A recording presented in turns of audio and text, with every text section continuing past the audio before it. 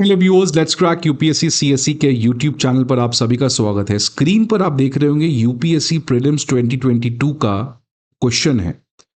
पहली बार क्वेश्चन पूछा गया था। क्यों पहली बार पूछा गया था? Because never they have asked a question about US central bank कि अगर यूएस सेंट्रल बैंक एक टाइट मॉनेटरी पॉलिसी फॉलो करेगी तो इससे इंडिया में क्या कैपिटल फ्लाइट जैसी सिचुएशन देखने को मिलेगी। विच सिंपली मीन्स कि अगर यूएस की सेंट्रल बैंक जैसे इंडिया की आरबीआई है, वैसी अगर यूएस की सेंट्रल बैंक एक टाइट मॉनेटरी पॉलिसी मतलब मनी सप्लाई को कम करना, और मनी सप्लाई को आप कम कैसे करेगी central bank? By increasing the policy rate. So if US central bank increases the policy rate तो क्या इंडिया से जो कैपिटल है वो छोड़ के चला जाएगा? विच मीन्स क्या हमारे यहां आउटफ्लो जैसी सिचुएशन होगी? ये क्वेश्चन था। And then it connected capital flight into second and third option. बहुत ही इंटरेस्टिंग क्वेश्चन था। इसीलिए मैं हमेशा से कहता हूं स्टूडेंट्स को that whenever you are preparing for UPSC or for RBI exam, then first thing you have to follow everything which Indian Central Bank is doing, which is RBI, which is very, very important. But the most important central bank of the world is the US Central Bank. And whenever US Central Bank does something, it becomes very important from our examination also. इसलिए US federal reserve की जब भी meeting हुई है और उस meeting में जब भी कुछ नया हुआ है, क्वेश्चन आया है। लास्ट टाइम 2022 में ऐसे ही कुछ हुआ था कि कोविड के बाद लगातार यूएस की सेंट्रल बैंक पॉलिसी रेट को कम करके मनी सप्लाई को बढ़ाई, बट 2022 में यूएस में इन्फ्लेशन आया और उस इन्फ्लेशन को रोकने के लिए यूएस की सेंट्रल बैंक ने मॉनेटरी पॉलिसी को टाइट किया, विच मीन्स अपने पॉलिसी रेट को बढ़ाया और उससे कैपिटल फ्लाइट जैसी सिचुएशन आई थी। कुछ वैसा ही अब वापस से होते हुए देखने को मिला है। यूएस सेंट्रल बैंक की जो मॉनेटरी पॉलिसी कमेटी है वहां की, जिसको हम लोग फेडरल ओपन मार्केट कमेटी कहते हैं, जैसे इंडिया में एमपीसी है जो इन्फ्लेशन को और ग्रोथ को बैलेंस करती है, कंट्रोल करती है, ग्रोथ को इंश्योर करती है और इन्फ्लेशन को 4+-2% पे कंट्रोल करके रखती है। Similarly in America the US central bank has federal open market committee FOMO, और इनका यही काम है यूएस में इन्फ्लेशन को कंट्रोल करना और ग्रोथ को स्ट्रांग रखना। वहां पे ग्रोथ नहीं बल्कि वहां पे एम्प्लॉयमेंट को ट्रैक करते हैं, that inflation should be under control and my growth should be happening in a good manner. वो ग्रोथ को डायरेक्टली ट्रैक ना करके वहां पे वो लोग उसको एम्प्लॉयमेंट से ट्रैक करते हैं, which means that US central bank के लिए सबसे इंपॉर्टेंट है इन्फ्लेशन को नियंत्रण में रखना और यूएस में इंश्योर करना कि जॉब क्रिएशन लगातार होते रहे। इसी चीज को करने के लिए यूएस की सेंट्रल बैंक की जो ये फोमो का एफओएमसी कमेटी है, ये एफओएमसी कमेटी बीच बीच में मिलते हैं और मिलके ये डिसाइड करते हैं कि क्या यूएस में मनी सप्लाई को इंक्रीज करना है या डिक्रीज करना है। उसको इंक्रीज या डिक्रीज कैसे करेंगे? Bye adjusting the policy rate, जिसको इंडिया में आप लोग रेपो रेट कहते हो। तो वैसे यूएस में वहां की जो एफओएमसी कमेटी है, फेडरल ओपन मार्केट कमेटी, वो भी मनी सप्लाई को इंक्रीज करना है या डिक्रीज करना है, जो वो डिसीजन लेते हैं on the basis of inflation and employment data. और वो कैसे करते हैं? By increasing the policy rate, decreasing the policy rate और मेंटेनिंग स्टेटस को, कि वो कुछ ना करें। अब recently federal open market committee की मीटिंग हुई थी लास्ट वीक वेंसडे को, और उस मीटिंग में फेडरल ओपन मार्केट कमेटी ने पॉलिसी रेट को अमेरिका में चेंज नहीं किया। पीपल वर एक्सपेक्टिंग कि पॉलिसी रेट बढ़ेगा, लेकिन कुछ ऐसा वहां के गवर्नर ने कह दिया, चेयरमैन जिनको कहते हैं वहां पे, जो यूएस सेंट्रल बैंक के चेयरमैन हैं केविन वॉश, उन्होंने कहा दैट इस साल 2026 में be ready for a rate hike. मतलब 2026 में, ऑल्दो इस बार in this meeting we are not increasing the policy rate, but in 2026 one rate hike is going to happen। और जैसे ही ये डिसीजन आया, देन अगेन इंडिया के मार्केट्स में काफी कुछ टर्बुलेंस देखने को मिला, जिसको आज मैं इस पर्टिकुलर सेशन में समझाऊंगा। इसीलिए ये क्वेश्चन जो 2022 में आया था, ये वापस से प्रीलिम्स 2027 में आ सकता है। इसीलिए जो भी एस्पिरेंट्स हैं उनको पीवाईक्यू समझकर ये प्रेडिक्ट करना आना चाहिए that what is going to be there next question, so that we can be prepared, we can be ready and we can punch the UPSC hard down so that they don't dare to haunt us. अब news क्या है देखिए कि US की जो central bank है वहां पे जो मॉनेटरी पॉलिसी कमेटी है जिसको फेडरल ओपन मार्केट कमेटी कहते हैं, उसने इस मीटिंग में जो वहां की बेंचमार्क इंटरेस्ट रेट है, पॉलिसी रेट है जिसको इंडिया में रेपो रेट कहते हैं, उसको स्टेडी रखा, मतलब ना ही इंक्रीज किया ना ही डिक्रीज किया, एट 3.5 to 3.75%। यहां तक तो चीजें ठीक थी, लेकिन जो सबसे बड़ा एक इंडियन मार्केट में टर्बुलेंस क्रिएट किया वो था जो वहां के यूएस सेंट्रल बैंक के चेयरमैन हैं केविन वॉर्श। उनकी जो पहली पॉलिसी मीटिंग थी, उस पहली पॉलिसी मीटिंग में उन्होंने कहा दैट इस साल 2026 के एंड तक एक पॉलिसी रेट हाइक हो सकता है, which is a very great announcement, because पिछले 4 कंसेक्यूटिव मीटिंग से पॉलिसी रेट जो 3.5 to 3.75% है इसको चेंज नहीं किया गया। आपने देखा रिसेंटली इंडिया की भी सेंट्रल बैंक की मॉनेटरी पॉलिसी कमेटी की मीटिंग हुई थी इस month, and they also decided to not change the repo rate. Similarly US की सेंट्रल बैंक ने भी लगातार चौथे बार इस रेपो रेट, वहां पे जो पॉलिसी रेट है उसको चेंज नहीं किया, लेकिन वहां पे जो सबसे बड़ा अपॉइंटमेंट, जो सबसे बड़ा यूनिक अनाउंसमेंट बना दैट केविन वॉर्श जो वहां के चेयरमैन हैं, उन्होंने एक हॉकिश नोट, हॉकिश मतलब उनको ये लगता है कि इन्फ्लेशन जो है वो प्रॉब्लम में आ सकता है और इसीलिए be ready for a increase in the US policy rate, not this time but obviously इस साल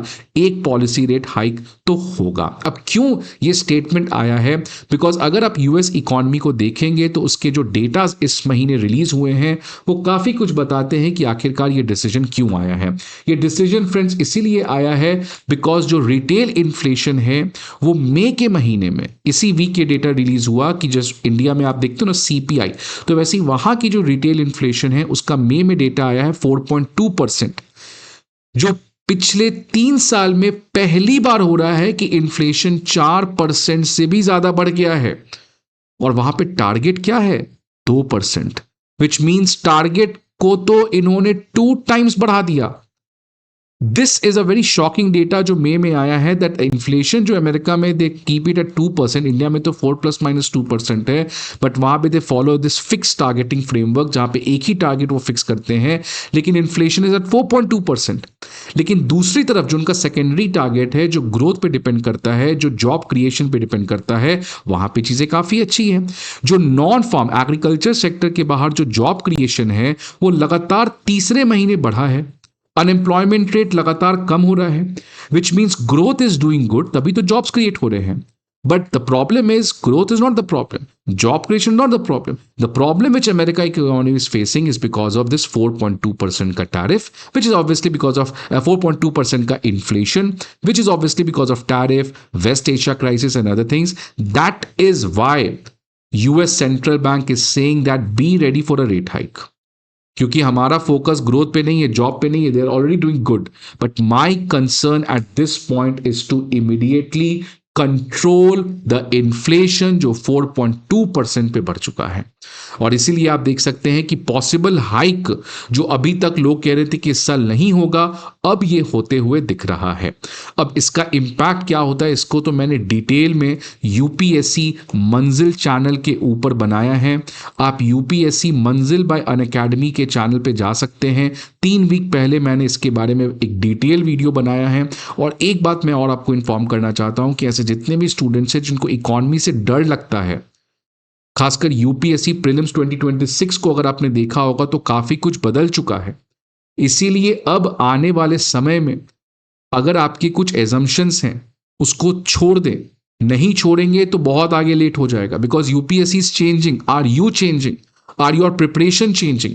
इसीलिए 2026 प्रीलिम्स को देखने के बाद now I have decided that I am going to change something with Indian economy. इसलिए एक पूरा डिटेल्ड इंडियन इकोनॉमी वीडियो जो है वो मैं स्टार्ट करने जा रहा हूं, जहां पे कंप्लीट स्टैटिक एवरीथिंग जो भी पॉसिबल है वो सब as per the new pattern of UPSC ये फर्स्ट टाइम यूट्यूब पे आने वाला है आफ्टर प्रीलिम्स 2026। और कहां आएगा? मंजिल बाय अनअकैडमी चैनल के ऊपर। इसका ओरिएंटेशन क्लास में ऑलरेडी ले चुका हूं।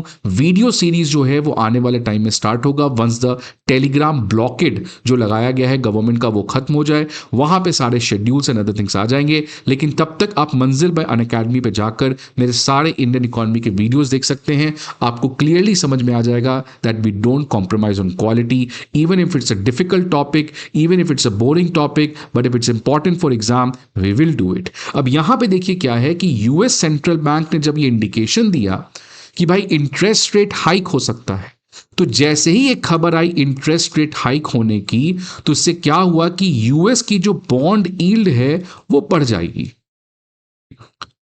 द मोमेंट दे डिसाइडेड कि यूएस की जो सेंट्रल बैंक है उसने डिसाइड किया कि इस साल एक इंटरेस्ट रेट बढ़ सकता है, जैसे ही एक खबर आई तो यूएस की जो बॉन्ड है उसकी जो यील्ड है वो काफी बढ़ गई है। अब ये क्यों होती है इसके ऊपर मैंने डिटेल में यहां वीडियो बनाया, आप जाके देख सकते हैं। तो जैसे ही ये डिसीजन आया कि यूएस सेंट्रल बैंक इस साल इंटरेस्ट रेट को हाइक कर सकती है, तो जो यूएस बॉन्ड्स हैं उनकी यील्ड काफी बढ़ गई। क्यों बढ़ गई? बिकॉज जो बॉन्ड होल्डर्स हैं उन्होंने अपना बॉन्ड्स बेचना स्टार्ट किया, जिससे बॉन्ड प्राइस कम हो गई और बॉन्ड यील्ड बढ़ गई।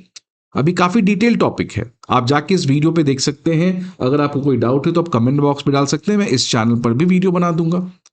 राइट तो ये देख सकते हैं, ये हमारा मंजिल पे जो चैनल है उस पे मैंने एक ओरिएंटेशन क्लास भी लिया है, जहाँ पे मैंने बताया है कि इस पर्टिकुलर मॉड्यूलर कोर्स में, जो कि कंप्लीटली फ्री है आप सभी के लिए, एक नए पैटर्न के हिसाब से यूपीएससी 2027-2028 के लिए बनाया गया है। आप यहाँ पे जाके सभी चीज़ों को देख सकते हैं। अनअकैडमी के साथ आप बाकी कोर्सेज के साथ जुड़ सकते हैं। You can see our result, speak for our self, rank 1, rank 20, ये सब अनअकैडमी आईएएस के ऑनलाइन स्टूडेंट है। इस समय अनअकैडमी पे इंडिया का एक बहुत इंपॉर्टेंट मेंस प्रोग्राम चल रहा है by our top educators, paper 1, paper 2, paper 3, paper 4 और ऐसे के लिए भी आप जुड़ सकते हैं। And you can also learn answer writing by India's top rankers, which is something very new, something very interesting and something very helpful. आप हमारे बैच डेट देख सकते हैं, 21 जून से हमारा आगाज और नीव बैच बाइलिंगुअल मोड में ये स्टार्ट हो रहा है फॉर 2027 एस्पिरेंट एंड 2028 एस्पिरेंट। आप इस नंबर पर कॉल करके बाकी इंफॉर्मेशन हमसे ले सकते हैं। अब इसका देखिए इंपैक्ट क्या होगा ये समझिए। सिंपल मतलब है, देखिए जैसे अगर मैं बात करता हूं, ये रहा इंडिया और ये बात करता हूं यूएस। इंडिया में यूएस का पैसा कब आएगा ये डिपेंड करता है बहुत हद तक आईआरडी के ऊपर। इसको मैं क्या कहता हूं? इंटरेस्ट रेट डिफरेंस, कि इन दोनों के बीच में इंटरेस्ट रेट का डिफरेंस क्या है। लेट्स से इंडिया में इंटरेस्ट है 4% है और अमेरिका में interest rate 6%। I am just giving an example. मतलब अगर इंडिया में इंटरेस्ट रेट है 6% और अमेरिका में इंटरेस्ट रेट है 4%, विच मीन्स अगर आप यूएस के बैंक में पैसा जमा कर दें या यूएस के बॉन्ड में आप पैसा जमा कर दें तो आपको रिटर्न कितने का आएगा? 4% का। लेकिन अगर आप इंडिया के बैंक में पैसा जमा करते हैं या इंडिया के बॉन्ड में पैसा जमा करते हैं तो आपको रिटर्न कितने का आएगा? 6%। Which means how much is the IRD? IRD यहां पे है आपका 2%। विच मीन्स कि अब एक अमेरिकन इन्वेस्टर इंडिया में इन्वेस्ट करने का अगर सोचेगा तो वो सोचेगा कि देखो इंडिया में इन्वेस्ट करने से रिस्क तो ज्यादा है लेकिन मुझे 2% का प्रॉफिट मिल जाएगा। Right, so that is why whenever IRD is higher, जब भी ये इंटरेस्ट रेट गैप बढ़ जाता है, लेट्स से इंडिया का इंटरेस्ट रेट 7% हो गया, आईआरडी 3% हो गया, so it convinces people like this to come to invest in India, take a higher risk but get a higher return also। लेकिन अगर ऐसा नहीं हुआ, अगर इंटरेस्ट रेट डिफरेंशियल कम हो गया, मान लो क्या हुआ कि इंडिया में इंटरेस्ट रेट 6% है, यूएस में इंटरेस्ट रेट 4% है। अब यूएस के सेंट्रल बैंक ने कहा है कि देखो इंटरेस्ट रेट बढ़ सकता है, maybe this 4% will increase to 5%। So जैसे ही एक खबर आया तो क्या होगा? इंटरेस्ट रेट डिफरेंशियल 2% से घट के 1% होगा। अब इस पर्सन को लगेगा कि यार इंडिया में अगर मैं इन्वेस्ट करता हूं तो मुझे 1% का तो बेनिफिट मिलेगा। अब इस 1% बेनिफिट के लिए मैं क्यों इतना रिस्क लूं, मैं क्यों इतना माथापच्ची करके इंडिया में इन्वेस्ट करूं? Simply let's invest in India, America. So whenever the interest rate difference comes down between India and America, foreign capital happens, India से पैसा बाहर निकलता है, and whenever this interest rate differential increases, बाहर का पैसा इंडिया आता है। राइट तो ये देख सकते हैं कि हायर इंटरेस्ट रेट अगर यूएस में होगा तो अगर यूएस की सेंट्रल बैंक अपने इंटरेस्ट रेट को बढ़ाएगी तो इंडिया से फॉरेन आउटफ्लो होगा। राइट। अगर यूएस की बॉन्ड यील्ड्स, जो कि एक तरीके का इंटरेस्ट रेट ही है, मतलब यील्ड्स का मतलब आपको कितना रिटर्न मिलेगा, तो यूएस में अगर यील्ड बढ़ता है, मतलब अगर आप यूएस के बॉन्ड में आप पैसा डालते हैं तो आपका जो रिटर्न है वो बढ़ गया है, विच मीन्स अगेन क्या होगा कि इंडिया से पैसा बाहर निकलेगा। सो वेन एवर यूएस की इंटरेस्ट रेट बढ़ती है तो यूएस का बॉन्ड यील्ड बढ़ता है, और क्योंकि यूएस का इंटरेस्ट रेट बढ़ता है, यूएस का बॉन्ड यील्ड बढ़ता है, तो ये दोनों की वजह से इंडिया से पैसा बाहर निकलना स्टार्ट हो जाता है। तो ये याद रखिएगा। बाकी डिटेल वीडियो के लिए अगर आपको कोई प्रॉब्लम है तो आप इस बेसिक्स को जाके यहां पे भी देख सकते हैं। बाकी आई होप आपको समझ में आ गया। और अगर फिर फॉरेन कैपिटल आउटफ्लो इस समय होता है तो इंडिया के लिए काफी प्रॉब्लम होगा, बिकॉज ऑलरेडी आप देख सकते हैं 2026 और 25 इंडिया के मार्केट के लिए काफी अच्छा नहीं रहा है, because a lot of people have taken out of money because of multiple reasons like higher crude oil price, uncertain geopolitical environment, weaker rupee और underperforming Indian stock market due to lack of AI related opportunities. तो ये already problem चल ही रहे India के लिए। लेकिन अब अगर अमेरिका का ये अनाउंसमेंट आया है और कल को अगर इंटरेस्ट रेट हाइक होता है तो ये इंडिया में फर्दर फॉरेन कैपिटल आउटफ्लो को इंश्योर करेगा, जो कि और प्रॉब्लम इंडिया के लिए बढ़ा सकते हैं। अब वापस से ये क्वेश्चन पे आते हैं। टाइट मॉनेटरी पॉलिसी मतलब अगर यूएस की सेंट्रल बैंक इंटरेस्ट रेट को इंक्रीज करती है तो क्या इंडिया से पैसा निकल के बाहर जाएगा? ऑब्वियसली। क्यों? बिकॉज हमारा इंटरेस्ट रेट डिफरेंशियल क्या हो जाएगा? कम हो जाएगा। कम हो जाएगा अगर यूएस की सेंट्रल बैंक इंटरेस्ट रेट को इंक्रीज करती है, तो ये ऑप्शन सही है। और जैसे ही कैपिटल आउटफ्लो होगा, मतलब जैसे ही इंडिया से पैसा निकलकर बाहर जाएगा, तो इससे क्या होगा? इससे हमारा क्या होगा? रूपी में डेप्रिसिएशन आएगा। सो जैसे फॉरेन कैपिटल आउटफ्लो होगा, कैपिटल फ्लाइट आएगा, तो रूपी डेप्रिशिएट करता है, और जब रूपी डेप्रिशिएट करता है तो जो इंडिया की कंपनीज बाहर से लोन ली है, जिसको एक्सटर्नल कमर्शियल बोरिंग्स कहते हैं, वो भी क्या हो जाता है? आपका महंगा हो जाता है, right. So capital flight, so US की central bank interest rate increase करती है तो इंडिया से फॉरेन कैपिटल बाहर निकलता है, जिससे हमारा डेप्रिसिएशन होता है रूपी का, और उस डेप्रिसिएशन से जो भी कंपनी लाइक रिलायंस, अदानी ने बाहर से लोन ले रखा है डॉलर में, जिसको एक्सटर्नल कमर्शियल बोरिंग कहते हैं, उनके लिए इंटरेस्ट कॉस्ट महंगा हो जाता है, because depreciation is not good for Indian borrowers, because उससे हमारा ये चीज क्या हो जाता है? आपका महंगा हो जाता है। Devaluation of domestic currency decreases the currency risk. नहीं, अगर हमारी रूपी डिक्रीज करती है, अगर रूपी की वैल्यू डिक्रीज करती है, तो इससे हमारा करेंसी रिस्क और बढ़ जाता है। So third option will be incorrect, option number A will only be correct, right. So ये आई होप आपको वीडियो अच्छा लगे। ये बहुत ही बड़ा टॉपिक है, बट आपको एग्जाम के पॉइंट ऑफ व्यू से मैंने क्या बताया, let me again conclude. First I said कि यूएस सेंट्रल बैंक अगर इंटरेस्ट रेट बढ़ाती है तो उससे इंटरेस्ट रेट डिफरेंशियल कम हो सकता है, जिससे हमारी कैपिटल फ्लाइट होगी। जैसे ही इंडिया से पैसा बाहर निकलेगा, रूपी डेप्रिशिएट करेगा। रूपी डेप्रिशिएट करने से बहुत सारे इंपैक्ट होते हैं, बट एक इमीडिएट इंपैक्ट होता है एक्सटर्नल कमर्शियल बोरिंग। जो भी बाहर से पैसे बोरो किया है, उनके लिए उस लोन को रीपे बैक करना काफी मुश्किल हो जाता है, बिकॉज डेप्रिसिएशन ऑफ रूपी हैपेंस। और वही ऑप्शन थर्ड भी कह रहा है कि अगर रूपी डेप्रिशिएट करता है तो इससे करेंसी रिस्क बढ़ जाता है। यहां पे गलत लिखा है कि डिक्रीज कर जाता है। सो आई होप फ्रेंड्स आपको ये वीडियो समझ में आया हो। See you again in the Manzil channel for the full fledged economy series. Till then goodbye and take care.